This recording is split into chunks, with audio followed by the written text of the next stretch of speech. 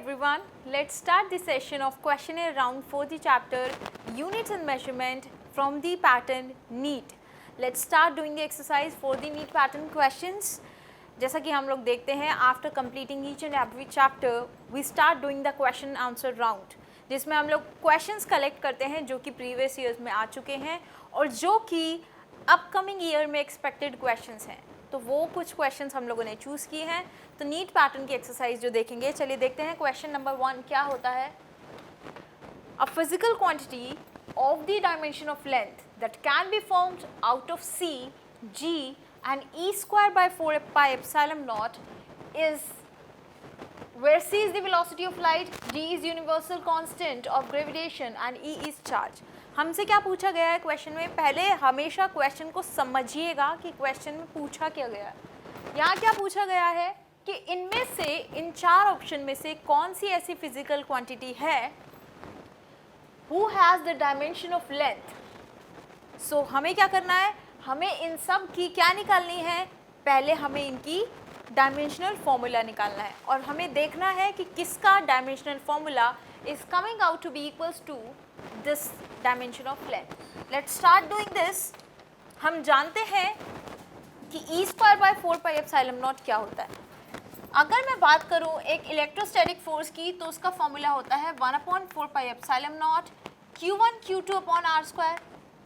Q1 Q2 अगर आपके charges हैं तो आप इसे लिख सकते हैं 1/4 pi epsilon naught e square upon r square. Let's say कि ई जो है वो चार्ज है एक पार्टिकल पे, तो E square by R square. Q1 Q2 जो है सेम चार्ज हैं, ठीक है. तो ये फॉर्मूला मेरे सामने बन के आया. मैं यहाँ देख रही हूँ कि E square by 4 pi epsilon naught की मुझे रिलेशन निकालनी है, डायमेंशनल फॉर्मूला निकालना है. तो E square by 4 pi epsilon naught का जो रिलेशन फॉर्मूला होगा, डायमेंशनल फॉर्मूला जो होगा, that will be 1/4 pi epsilon naught into E square, force into R square. अब आप सभी जानते हैं, हम लोगों ने बहुत अच्छे से डिस्कस किया था कि फोर्स का जो है डायमेंशनल फॉर्मूला क्या होगा, मास into acceleration. That means mass which denotes the m into acceleration, that means LT minus 2. ये हुआ आपके फोर्स का dimensional formula. R square L का स्क्वायर, ठीक है. तो आपका जो डायमेंशनल फॉर्मूला रिलेशन का निकल के आया, इस रिलेशन का, इट इज ml3t minus 2. ये किसका फॉर्मूला आया, E square by 4 pi epsilon naught का, ठीक है. अब मुझे क्या करना है, मुझे इन चार ऑप्शंस में से ऑप्शन वाइज मैं चेक करूंगी कि कौन सी ऐसी वैल्यू है जिसका फॉर्मूला, जिसका डायमेंशनल फॉर्मूला लेंथ के डायमेंशनल फॉर्मूला के इक्वल आए. उसके लिए सबसे पहले मुझे क्या करना होगा, मैं चारों ऑप्शन में एक कॉमन चीज़ देख पा रही हूँ. ये term E square by 4 pi epsilon not चारों ऑप्शन में दी गई है और एक चीज़ और दी गई है विच इज़ कैपिटल जी. तो सबसे पहले आइए निकालते हैं कैपिटल जी का डायमेंशन, वो क्या होगा. बात करूं अगर कैपिटल जी की, तो मैं जानती हूं कि it is a gravitational constant. And gravitational constant मेरा कहाँ आता है, फोर्स का जो फॉर्मूला होता है ग्रेविटेशनल फोर्स का, it is equals to G m1 m2 upon r square, ठीक है. ये फॉर्मूला होता है ग्रेविटेशनल फोर्स का. तो यहाँ से मैं वैल्यू निकालूंगी जी की, it will be equals to f into r square upon m1 into m2. Force होता है, अगेन फोर्स का डायमेंशनल फॉर्मूला mlt minus 2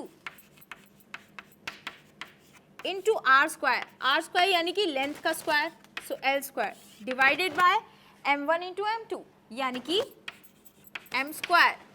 तो आपके पास जो g का फॉर्मूला निकल के आया, that will be equals to m की पावर 1 minus 2 यानी कि -1, L की पावर 2 + 1 यानी कि 3, T की पावर -2. ये आपके पास फॉर्मूला आया G का. तीसरी चीज़ जो ऑप्शन में मैं कॉमन एक और देख पा रही हूँ वो है C, यानी कि स्पीड ऑफ लाइट. अब speed of light is generally the speed. तो स्पीड का जो डायमेंशनल फॉर्मूला होता है, it is distance upon time यानी कि LT -1. चलिए आइए ऑप्शन नंबर 1 से हम लोग कंफर्म करते हैं कि ऑप्शन नंबर 1 में अगर मैं ये सारी वैल्यूज पुट करूंगी तो क्या मेरा dimension formula will be coming out to be equals to the length और नॉट. पहला ऑप्शन है 1/c² g into E square by 4πε0 की वैल्यू की पावर 1/2। आइए पुट करते हैं इसमें। इसकी मैं वैल्यू लिख लेती हूँ, बाकी सब अभी यहाँ पे कोई यूज़ का है नहीं, तो इसे हम अब कर लेते हैं डिलीट। यहाँ पे मैं लिखूंगी आपका पहला option, it is 1/c² into G into E square by 4πε0 की पावर 1/2। ठीक है, अब इसमें वैल्यू पुट कीजिए 1/c²। c² आपके पास आया है, इसका डायमेंशनल फॉर्मूला LT-1, तो 1/c² will be equals to 1/LT-1 का होल स्क्वायर। ठीक है, और g की वैल्यू क्या निकल के आई है, m-1 L3T-2, m-1 L3T-2 into E square by 4πε0, जिसकी डायमेंशनल फॉर्मूला है ये, तो मैं यहाँ ये पुट कर सकती हूँ mL3T-2 की पावर 1/2। सो अब जो मेरे पास ऑप्शन बच के आए, ये देखिए क्या आया मेरे पास, L2T-2 और m की मैं मल्टीप्लाई करूँगी इसमें, m-1 और 1 ये हो गए कैंसिल, -1 + 1 0, तो m की पावर 0 मैं लिख सकती हूँ L3 यानी कि L की पावर 6, t की पावर -2, t की पावर -4, सो t की पावर -4 आ गया और ये आ गया 1/2। अब क्योंकि मैं यहाँ देख पा रही हूँ 1/c² तो बाहर है, तो मेरे पास जो वैल्यू बची ये मेरे पास बचा 1/L2T-2 और ये बचा L की पावर 6 अपॉन t की पावर 4 की पावर 1/2। अब इसको मैं किस तरीके से लिख सकती हूँ, so just take a note. तो अब हमारे पास क्या वैल्यू आई है, अब इसे हम डिलीट कर सकते हैं, इसका कोई यूज नहीं है अभी फिलहाल के लिए। मेरे पास जो टर्म आई है, it can be written as L-2T2 into L6। अब L6 को हम कैसे लिख सकते हैं, 6 can be written as 2 into 3 and 2 into 3 की पावर 1/2, या आप इसे लिख सकते हैं इस तरीके से। अब इसकी पावर अगर 1/2 है तो ये 1/2 कैंसिल और आपके पास क्या आएगा, L की पावर 3। सिमिलरली 4 की power 1/2 can be written as t²। So t² cancel, आपके पास क्या बचा, L की पावर 1। यानी कि पहला ही ऑप्शन हमने देखा और पहले ही ऑप्शन में हमें क्या मिल गया कि ये जो डायमेंशन था इतना सॉल्व करके किसके इक्वल आ गया, it has come out to be equal to the dimension of L। So option number 1 is the correct answer, और आपको करने की ज़रूरत नहीं है क्योंकि पहले ऑप्शन में ही आपके पास ठीक आंसर, करेक्ट आंसर आ गया है। बाय चांस अगर आपका फर्स्ट ऑप्शन में ये नहीं आता है तो आपको सिमिलरली ऑप्शन वाइज ये चेक करने हैं कि किस ऑप्शन से आपका ये मैच होता है। Let's do the question number 2। If dimension of the critical velocity of a liquid flowing through a tube are expressed as this. तो यहाँ क्या दिया गया है कि critical velocity is expressed as, let's take the proportionality sign, eta x, rho y and rz, where neta, rho and r are the coefficient of viscosity of liquid, density of liquid and radius of the tube respectively. Then the values of x, y and z are given by what? आइए चलिए find out करते हैं x, y, z की value क्या होगी। हम जानते हैं कि क्योंकि वेलोसिटी की बात की जा रही है तो इसका जो डायमेंशनल फॉर्मूला होगा it will be equals to LT-1। अब बात करते हैं कोफिशिएंट ऑफ विस्कोसिटी। अगर आपको ये इसकी जो डायमेंशनल फॉर्मूला है वैसे तो आपको ये याद रखना है, बाय चांस अगर आपको याद नहीं है, so the formula for coefficient of viscosity is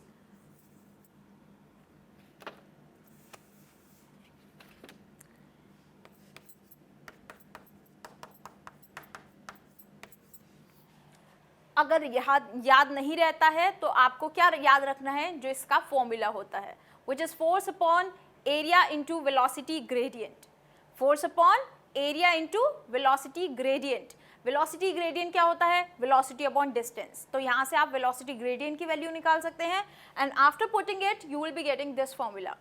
so अब आइए हमारे पास आते हैं density। density होता है mass upon volume। So mass upon volume can be written as ml minus 3, क्योंकि वॉल्यूम क्या होता है L3, so it will be ml minus 3. तीसरी चीज है रेडियस, तो रेडियस का तो जो आपका डिस्टेंस है it will be written in L form, right. ये आपके पास अब 3 आ गई है. अब हम क्या रिप्रेजेंट करेंगे इसे एक इक्वेशन की फॉर्म में. तो आइए करते हैं इसे.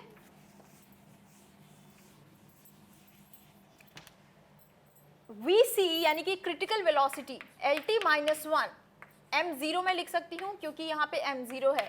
It will be equals to eta which is m minus 1 L minus 1 T minus 1 upon, sorry इसकी पावर है x, फिर उसके बाद है रो यानी कि ml माइनस 3, इसकी power y and then radius power z.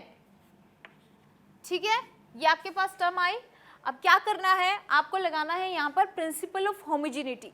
Principal of homogeneity हमें ये कहता है कि जो भी लेफ्ट हैंड साइड के डायमेंशंस हैं, डायमेंशनल पावर, वही राइट हैंड साइड की भी डायमेंशनल पावर होनी चाहिए. So from here we can say minus x plus y equals to 0. m की पावर्स को कंपेयर किया. अब देखते हैं L की पावर्स. L की पावर्स है यहाँ पर 1 और यहाँ पर क्या है minus x minus 3y plus z equals to 1. तीसरी आती है t की पावर. सो यहाँ पर t की पावर है minus x, so minus x will be equals to minus 1. तो यहाँ से x की वैल्यू निकल के आई है 1. अब x की वैल्यू आपके पास 1 आ गई है, तो यहाँ से आप y और z की भी वैल्यू निकाल सकते हैं. From equation this y equals to x, y equals to x, तो यानी कि आपकी जो y की वैल्यू हुई वो भी क्या हुई 1 हो गई. अब जब x और y है 1 तो z की वैल्यू क्या, अब इस इक्वेशन में x और y की वैल्यू पुट करके z की वैल्यू निकाल सकते हैं. तो आइए पुट करते हैं माइनस एक्स यानी कि माइनस 1 माइनस 3y यानी कि minus 3 plus z it is equals to 1. तो z will be minus 4 plus z equals to 1. z will be 1 plus 4 यानी कि z की वैल्यू है 5. 1 प्लस 4. अब एक चीज़ मुझे यहाँ देखनी है कि मैंने जितने भी डायमेंशनल फॉर्मूलाज पुट किए हैं दैट इज करेक्ट और not. To check it out you should all take a note of this so that if I'll be checking it out, I'll be putting out any such mistake, I'll be picking it up. क्योंकि मैं जानती हूँ मैंने यहाँ पर कोई mistake की है या नहीं की है वो तो मैं नहीं जानती हूँ, बट एक चीज़ ज़रूर जानती हूँ यहाँ पर कि जो फॉर्मूला मेरे पास निकल के आ रहा है XYZ का, यहाँ पर कुछ तो गड़बड़ है. क्योंकि अगर मैं जाती हूँ ऑप्शंस की तरफ तो मुझे ऐसा कोई ऑप्शन नहीं दिख रहा है जहाँ पर Z की वैल्यू क्या हो, z की वैल्यू 5 हो. तो यानी कि कुछ गलती ज़रूर हुई है, और गलती जहाँ हुई है वो यहाँ देख सकते हैं. वेलोसिटी आपका होता है हमेशा Lt माइनस 1. चेक कर लेते हैं एक बार कि हमने जो नीटा की वैल्यू पुट की है वो ठीक है या नहीं. तो नीटा आपका होता है कोफिशिएंट ऑफ विस्कोसिटी. सो अगर मैं इसको फॉर्मूला से फाइंड करूँ यानी कि force upon area into velocity gradient, तो यहाँ से जो मेरा फॉर्मूला निकल के आएगा it will be equals to MLT minus 2 upon area यानी कि L स्क्वायर. अब वेलोसिटी ग्रेडियंट होता है वेलोसिटी अपॉन डिस्टेंस, तो ये हो जाएगा वेलोसिटी यानी कि LT minus 1 upon L. LL cancel, आपके पास क्या आया M L की पावर 2 1 माइनस 2 यानी कि ML माइनस 1, T की पावर माइनस 2 प्लस 1 यानी कि आपके पास फॉर्मूला आया ML माइनस 1 T माइनस 1. तो हम लोग करेक्शन कर सकते हैं कि यहाँ पर M माइनस 1 नहीं है, यहाँ पर M है. ML माइनस 1 T माइनस 1, तो फॉर्मूला आया. अब क्या करेंगे, हटा दीजिए यहाँ से माइनस 1, बाकी सब आपका ठीक है. अब देखते हैं इक्वेशंस अब हमारी क्या बनेंगी. अब आपकी इक्वेशन बनी है x plus y equals to 0 यानी कि x equals to minus y. Second equation L की टर्म्स में बात करूं तो L की टर्म्स में L की power minus x minus 3y plus z it is equals to 1. T की पावर बात करें, T की power minus 1, so minus x minus 3y, sorry बस minus x it is equals to -1, यानी कि x तो आया आपका 1। अब x 1 है तो y की वैल्यू क्या होगी? -1, x1 y -1, तो z की वैल्यू क्या होगी यहाँ से फाइंड आउट कर सकते हैं, -x यानी कि -1 -3y यानी कि -3 into -1 plus z it is equals to 1। So it is -1 plus 3 plus z equals to 1। So 3 - 1 is 2, 2 plus z equals to 1, यानी कि z आया -1। आइए अब देखते हैं, हमारे ऑप्शन होना चाहिए 1 -1 -1। तो let's check 1 -1 -1। Option number A is the correct answer for the question. Okay, so हम लोगों को अपनी गलती खुद ही निकालनी है। अगर आपको दिख रहा है कि आंसर नहीं ठीक आ रहा है तो जल्दी से एक बार उसी चीज़ को चेक कर लीजिएगा, उस पर बैठे नहीं रहना कि क्यों गलती। अगर मिल रहा है तो फटाफट से चेक कीजिए और करेक्शन कर लीजिए। In an experiment, 4 quantities A, B, C and D are measured with percentage error 1%, 2%, 3% and 4% respectively. Quantity P is calculated as P equals to A cube B square by CD percentage. Error in P is what? आपको पूछा गया है percentage में, क्योंकि यहाँ भी जो मुझे दिया गया है यहाँ दे दिया गया है परसेंटेज में, मुझे पूछा गया है एरर, परसेंटेज की बात चल रही है, तो percentage error of P will be equals to, जैसा कि आपको बताया गया था, हमेशा जो परसेंटेज एरर का फॉर्मूला होता है वो होता है डेल्टा समथिंग अपॉन उसकी original value multiplied by 100%। So आइए करते हैं, delta P upon P into 100% will be equals to 3 into delta A upon A into 100% plus 2 into delta B upon B into 100%। सब रब कर देते हैं क्योंकि ये क्वेश्चन अब हो चुका है।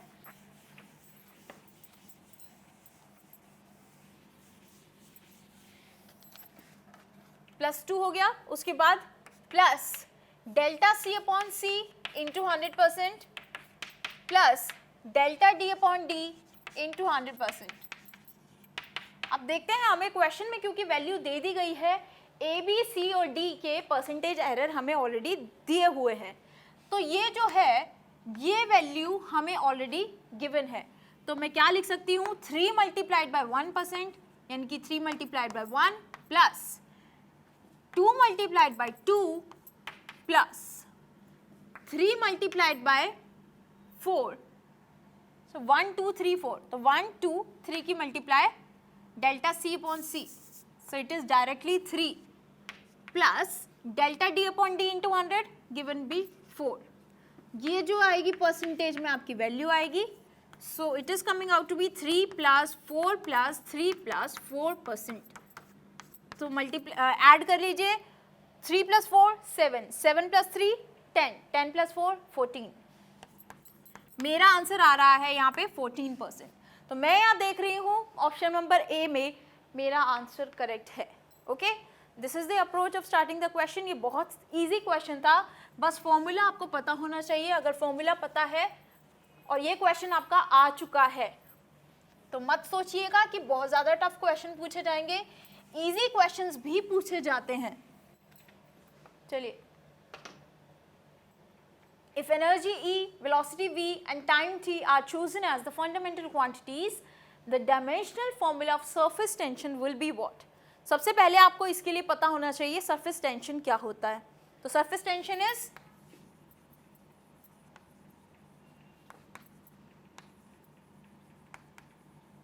force per unit length is the surface tension। Formula नहीं पता तो यहीं पे बैटरी डाउन, फॉर्मूला पता है तो क्वेश्चन सॉल्व। सरफेस टेंशन आपको पता है, it is force upon length. तो फोर्स क्या होता है, इसका dimension formula is mlt - 2 upon length. Length है l which is mt - 2 l0 तो t - 2। ये आपका फॉर्मूला आया सरफेस टेंशन का। अब क्योंकि मुझे यहाँ पे जो पूछा गया है, मुझे पूछा गया है एनर्जी, वेलोसिटी और टाइम के टर्म्स में, तो आइए जो एनर्जी होती है इसका फॉर्मूला क्या होता है, ml2 t - 2। ठीक है, और क्या दिया गया है, वेलोसिटी। वेलोसिटी का फॉर्मूला है LT-1, ठीक है। और क्या गिवन है, टाइम। तो टाइम हम कैसे लिखते हैं, कैपिटल T से। हमें बोला गया है कि सरफेस टेंशन जो है they are chosen as the fundamental quantities. ये जो तीन है इनको फंडामेंटल क्वांटिटीज के तौर पे चुना गया है। तो सरफेस टेंशन को अगर मैं डिनोट करूं S से, तो मुझे ये बोल रहे हैं कि जो S है it is proportional to energy की पावर A ले लेते हैं, वेलोसिटी की पावर क्या ले लेते हैं, B ले लेते हैं, और टाइम की पावर C ले लेते हैं। और हमें क्या करना है, हमें ABC की वैल्यू निकालनी है यहाँ से। अब सरफेस टेंशन हमने फाइंड किया, ये होता है mL0 into T-2. Again we are going to apply the principle of homogeneity to find out the ABC. So ये जो हुआ E की पावर A, E है mL2 T-2 की power A, then velocity which is LT-1 की power B, then time की power C. तो principal of homogeneity यानी कि कंपेयर करेंगे सेम बेस की पावर्स को लेफ्ट हैंड साइड और राइट हैंड साइड में। यहाँ पे देख पा रहे हैं आप A प्लस A के बाद M की पावर और कुछ नहीं है, तो यानी कि A is equals to 1। B की पावर देखेंगे, सॉरी L की पावर देखेंगे, 2A plus B equals to 0, तो यानी कि 2A equals to minus B और A equals to minus B by 2, ठीक है। तो यानी कि आप यहां से क्या लिख सकते हैं, B की वैल्यू निकाल सकते हैं, B equals to minus 2A, तो यहाँ B की वैल्यू आई -2, ठीक है। C की वैल्यू आप देखेंगे, T के टर्म्स में मैं देखूं तो आ रहा है T -2A minus B plus C equals to -2। A की वैल्यू पता चल गई है 1, B की वैल्यू पता चल गई है -2 प्लस C इक्वल्स टू -2, तो यहाँ से C की वैल्यू निकाल लेंगे, -2 plus 2 plus C equals to -2, C की वैल्यू क्या आ गई, -2। तो यानी कि जो मेरे पास रिलेशन आया वो क्या आया, S इक्वल्स टू E की पावर A है 1, E की पावर 1, V की पावर B, V की पावर B, B है -2, T की पावर C है -2। तो देखते हैं कौन सा ऑप्शन इसमें से करेक्ट है, E1 V-2 T-2, E1 V-2 T-2 option C can be seen as the correct answer for the question, ठीक है। इस तरीके से आपको निकालना है। अगर फॉर्मूलाज पता है तो क्वेश्चन बहुत इजी हो जाएंगे आपके लिए सॉल्व करना।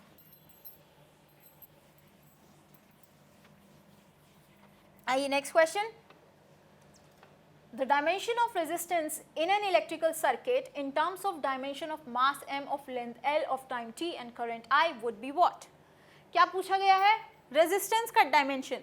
ओम्स लॉ सब लोग जानते हैं, कोई है ऐसा जो ओम्स लॉ को भूल गया हो, बचपन से पढ़ते आ रहे हैं, V equals to I R. तो यहाँ से R की वैल्यू क्या आ जाएगी, V अपॉन I। अब क्योंकि मुझे किस किस के टर्म्स में निकालना है, मुझे निकालना है मास की टर्म्स में, लेंथ की टर्म्स में, I की टर्म्स में। V यानी कि voltage can be written as V equals to W upon Q, work done per unit charge is the voltage. So can I do, I'll be putting the value of V in this equation, I'll be having the formula R equals to W upon Q into I. अब आप सभी जानते हैं I क्या होता है, Q upon T, यानी कि आप Q को क्या लिख सकते हैं, IT लिख सकते हैं। तो अब यहाँ पे आपके पास फॉर्मूला क्या आ गया, W upon Q, ये I कैपिटल लिखिए या स्मॉल लिखिए, it is denoting the current. तो W अपॉन Q को लिख सकती हूँ IT, यानी कि ये आपकी जो इक्वेशन बन जाएगी I square T, Q is I square, Q is IT into I square T, ठीक है। ये फॉर्मूला आपका बन के आया रेजिस्टेंस का। अब कुछ नहीं करना, अब पुट कर दीजिए इसका डायमेंशनल फॉर्मूला, क्योंकि अब मैं देख पा रही हूँ अगर मैंने अब इसकी वैल्यूज पुट की, यहाँ से मास की टर्म्स में भी आएगा, लेंथ की टर्म्स में भी आएगा और करंट की टर्म्स में भी फॉर्मूला बनकर आएगा। ये फॉर्मूला है, तो R will now be equals to work done. Work done क्या होता है, एनर्जी, एनर्जी इज, या आप कह सकते हैं work done is force into displacement. अब force into displacement will be equals to ml2 T-2 upon I square. अब देखिए आई पहले देख लेते हैं क्वेश्चन में हमें आई की फॉर्म में दिया है या एम्पियर की फॉर्म में दिया है। तो मैं यहाँ देख पा रही हूँ मुझे जो फॉर्मूला दिया है आई की फॉर्म्स में, तो मैं इसे एम्पियर में कन्वर्ट नहीं करूंगी, तो आई को ऐसे ही रहने दीजिए। आपके पास है आई स्क्वायर इंटू टी, सो यहाँ आ गया टी। तो आपका जो फॉर्मूला आर का बन के आया, डायमेंशनल फॉर्मूला आप बोल सकते हैं आर का, या मैं रेजिस्टेंस लिख देती हूँ यहाँ पर, it will be equals to m l की पावर 2 t की पावर -2 और -1, -2 -1 -3 i की पावर -2। ये मेरा फॉर्मूला बन के आया है रेजिस्टेंस का, ml2 t -3 i -2। Let's check and verify, ml2 t -3 i -2, yes, option number D is the correct answer for the question, easy. आइए नेक्स्ट क्वेश्चन देखते हैं।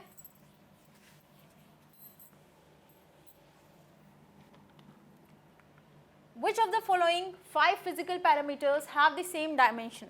आपके पास 5 वैल्यूज दी गई हैं, energy density, refractive index, dielectric constant, young modulus, magnetic field, और हमें यह बताना है इनमें से कौन सी 2 ऐसी वैल्यूज हैं जिनका डायमेंशनल फॉर्मूला सेम होगा। तो सबसे पहले हमें सबकी डायमेंशंस निकालनी पड़ेंगी, उसी के बाद हम लोग चेक कर सकते हैं। तो एनर्जी डेंसिटी की जो होती है डायमेंशन, सबसे पहले एनर्जी डेंसिटी होता क्या है, it is equals to energy upon volume.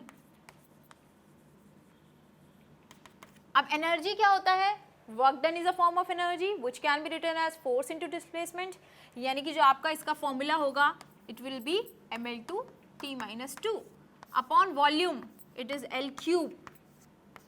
ठीक है, तो ये फॉर्मूला जो आपका बनेगा किसका, एनर्जी डेंसिटी का, it will be m2 -3 which is -1 t -2। ये आपका बना एनर्जी डेंसिटी का फॉर्मूला। दूसरा आपके पास दिया गया है रिफ्रैक्टिव इंडेक्स। अब आपको ये पता होना चाहिए कि जो रिफ्रैक्टिव इंडेक्स होती है it is a constant value, और इसका जो डायमेंशन होता है it is 0 dimension, it is dimensionless. Similarly जो डाइलेक्ट्रिक कांस्टेंट आपका होता है ये भी डायमेंशनलेस होता है। तो यानी कि इन 3 में से 2 ऑप्शन तो आपके हट गए, ये इनकी तो कोई डायमेंशन ही नहीं है। यंग मॉड्यूलस आइए फाइंड आउट करते हैं, यंग मॉड्यूलस क्या होता है, सबको पता होना चाहिए यंग मॉड्यूलस क्या होता है। It is equals to longitudinal stress upon longitudinal strain।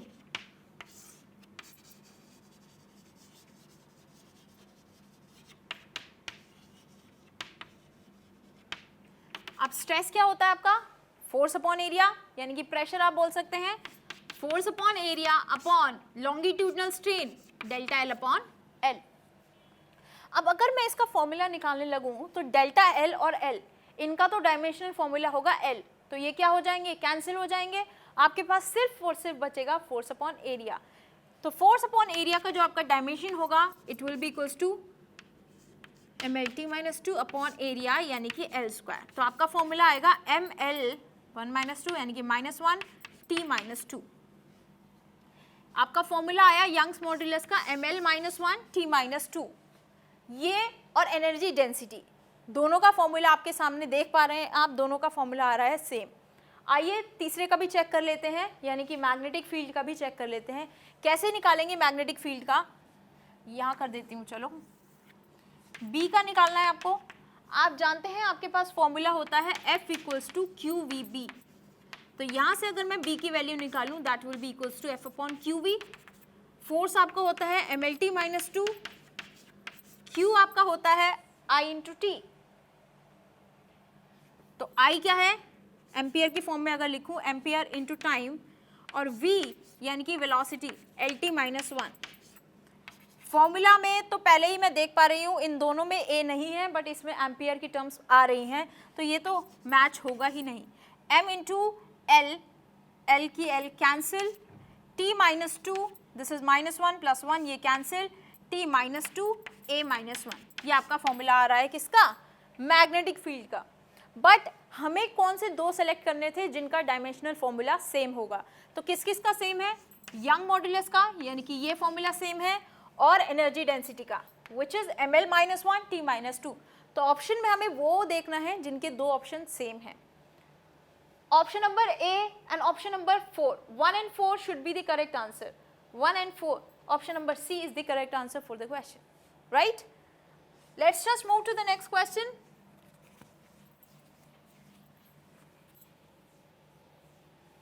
Question number 7.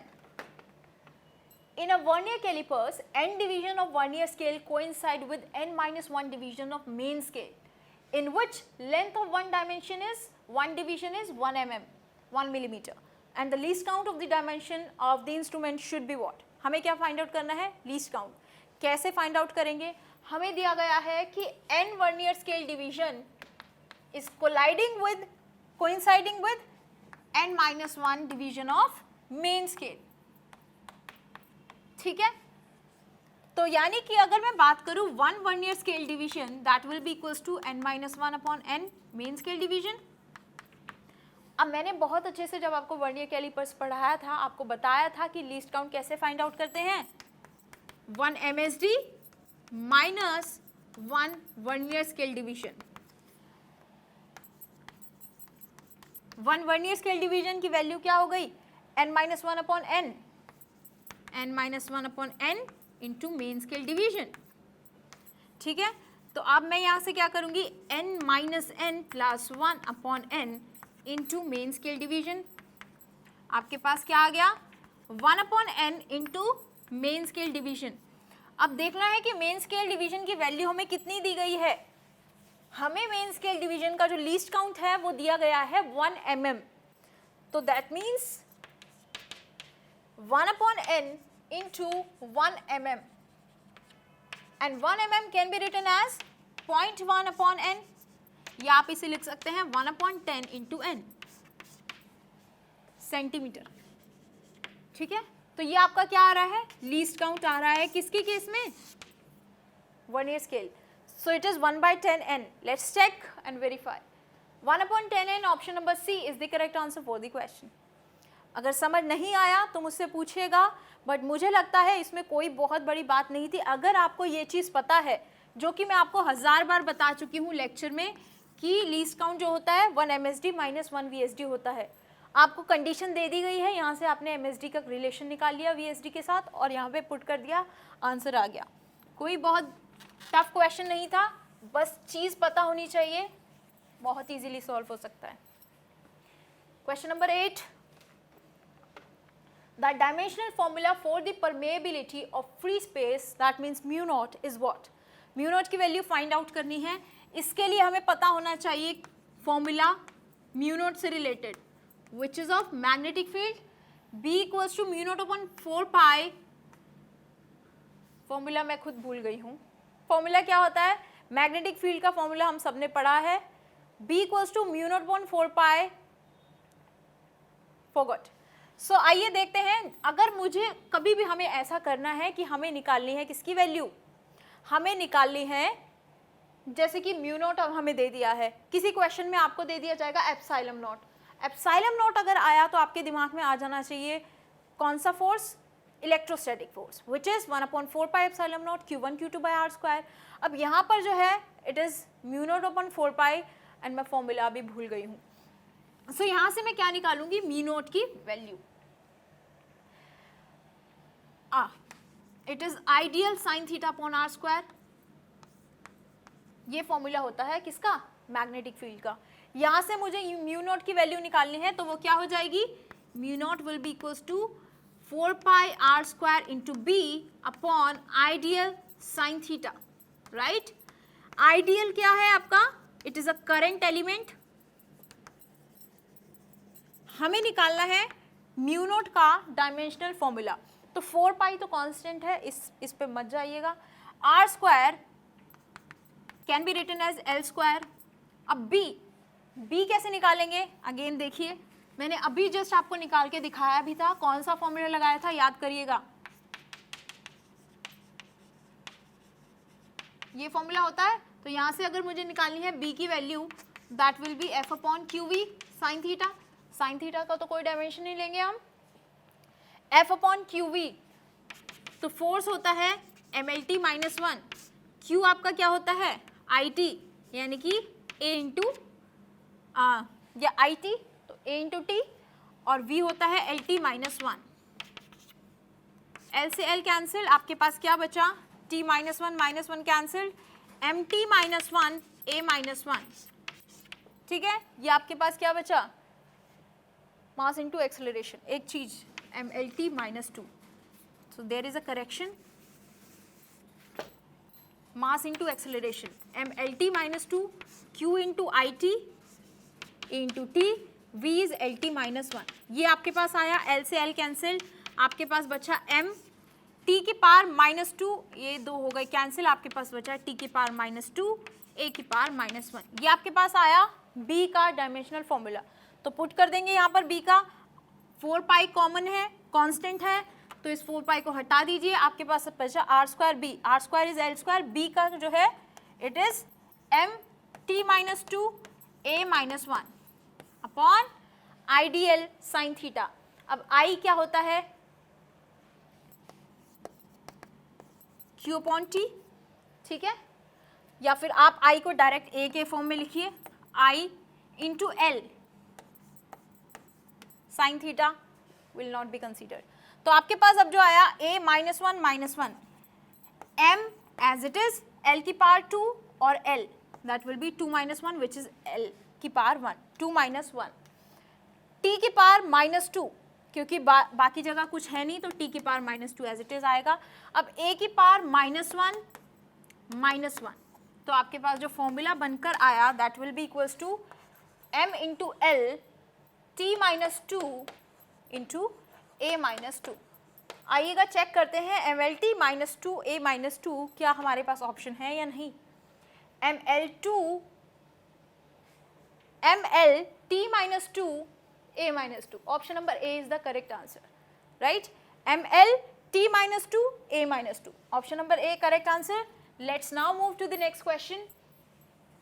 देखिए जैसे कि मैं अभी फॉर्मूला भूली थी, एक्सपेक्टेशन होती है, एक चीज़ होती है कि पॉसिबिलिटी है आप भी भूल सकते हैं, तो अगर टिप्स पे हुई ये चीज़ तो क्वेश्चन इजीली सॉल्व हो जाएगा, और अगर नहीं हुई तो अटक जाएंगे जैसे मैं अटकी थी अभी। Question number 9, if P represents the radiation pressure, C represents the speed of light and S represents the radiation energy striking unit area per second.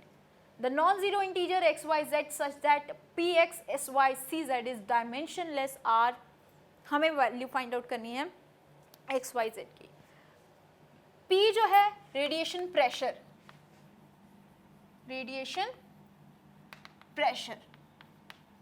अब प्रेशर क्या होता है, फोर्स अपॉन एरिया होता है, निकाल लीजिए सबसे पहले यहाँ से प्रेशर का डायमेंशन। फोर्स क्या है, M L T minus two upon area which is L square, so यहाँ से आया आपके पास M L minus one T minus two, आपके पास आ गया रेडिएशन प्रेशर का फॉर्मूला। नेक्स्ट चीज हमें दी है C which is speed of light यानी कि एल टी माइनस वन। तीसरी चीज हमें दी है radiation energy per unit area पर सेकेंड, क्या लिखा है, यूनिट एरिया पर सेकेंड।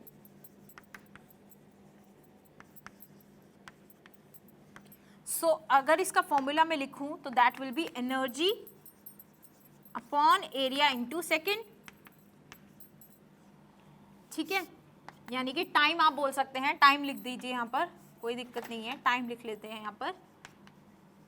अब हमारे पास एनर्जी होती है ml2 t minus two upon area which is L square into time which is t, ठीक है, फॉर्मूला बना ये। आइए अब देखते हैं, हमारे पास S का जो फॉर्मूला बना है वो है m L2 क्या हो जाएंगे, cancel, t minus to minus one यानी कि t माइनस थ्री। ये फॉर्मूला जो मैं लिख सकती हूँ, इसे लिख सकती हूँ ml0 t माइनस थ्री, क्योंकि अब मुझे क्वेश्चन में दिया है कि जो p रिप्रेजेंट कर रहा है, ये सब चीज़ें हमने निकाल ली। अब इनकी जो यूनिट है px, SY CZ, this is dimensionless. Dimensionless का मतलब M भी 0, L भी 0 और T भी 0. पर हमें इन सब की वैल्यूज पता है. हम एक्स वाई जेड की वैल्यू कैसे निकाल सकते हैं? We are going to put the dimensional formula of all these values over here. यानी कि P की जगह मैं पुट करूंगी ML-1 T-2 की पावर x. S की जगह क्या पुट करेंगे हम लोग? ML0 T-3 की पावर y. और किसकी जगह? C की जगह क्या पुट करेंगे? LT-1 LT-1 की power z equals to M0 L0 T0. अब फिर से लगाएंगे प्रिंसिपल ऑफ होमोजेनिटी. तो क्या आएगा मेरे पास? x प्लस वाई, पहले m की कंपेयर कर रहे हैं, x plus y equals to 0. दूसरी इक्वेशन आपके सामने बन के आएगी l के लिए, which is minus x plus 0 plus z, it is equals to 0. ठीक है, l की टर्म्स में भी 0 हो गई. तीसरी इक्वेशन बन के आई minus 2x minus 3y minus z, it is equals to 0. तीन इक्वेशन आपके सामने बन के आ रही हैं. बहुत इजीली आप इन्हें सॉल्व कर सकते हैं. और मैं जस्ट बता सकती हूँ कि अगर आप इन्हें सॉल्व करेंगे तो आपकी जो वैल्यूज आएंगी that will be equals to x equals to 1, y equals to -1 and z equals to 1. क्योंकि मैंने ये इसलिए बोला क्योंकि यहाँ से x आ रहा है माइनस वाई और x आ रहा है equals to z, x equals to z. अब बाकी जब आप इसे यूज करेंगे तो आप यहाँ देखेंगे कि ये जो टर्म्स आएंगी that will be 1 -1 and 1. Let's check and verify. 1 -1 1, 1 -1 and 1. Option number C is the correct answer for the question, right? Now let's just move to the next question, the last question of the session. A certain body weighs 22.42 gram and has a measured volume of 4.7 centimeter cube.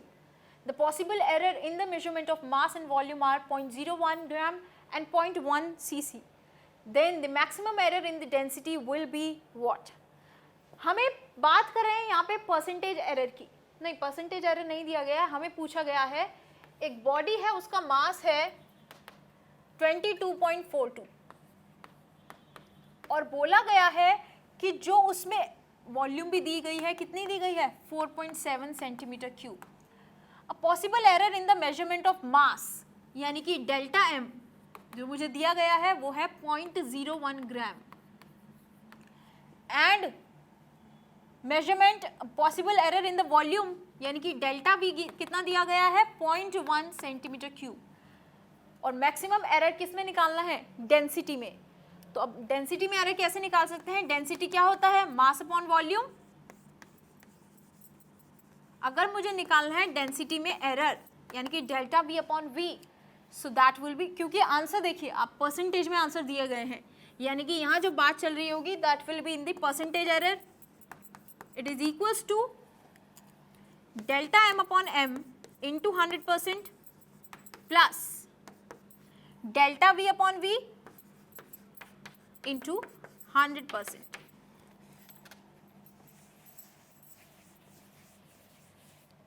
तो हमारे पास जो delta m है it is 0.01 upon 22.42 plus delta V upon V 0.1 upon 4.7 into 100%, that will be equals to delta rho upon row.